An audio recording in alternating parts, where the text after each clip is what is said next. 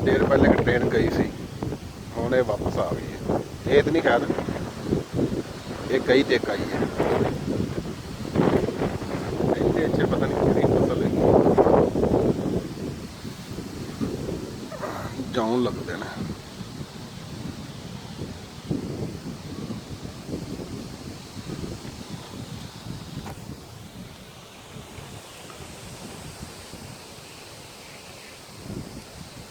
अस्सलाम वालेकुम।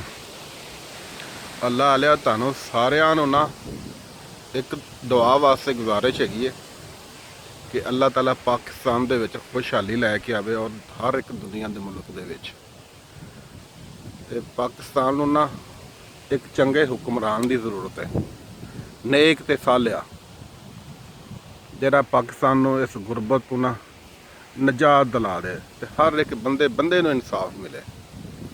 ਤੁਹਾਡੀ ਮਿਹਰਬਾਨੀ। नमाज ਦੇ ਵਿੱਚ ਨਾ ਤੇ ਜਿਹੜੀ ਵੀ ਤੁਸੀਂ ਇਬਾਦਤ ਗਾਹਾਂ ਦੇ ਜਾਂਦੇ ਜੇ, ਭਲੇ ਮੰਦਰ ਜਾਂਦੇ ਜਾਂ ਚਰਚ ਜਾਂਦੇ ਜਾਂ ਜਿੱਥੇ ਵੀ ਤੁਸੀਂ ਇਬਾਦਤ ਕਰਦੇ ਜੇ, ਤੇ ਲਾਜ਼ਮੀ ਦੁਆ ਕਰਿਆ ਜੇ। ਸ਼ੁਕਰੀਆ, ਜਜ਼ਾਕੱਲਾ। ਜ਼ੁਲਕਰਨ ਹੈਦਰ ਦਾ ਸਲਾਮ ਹੋਵੇ।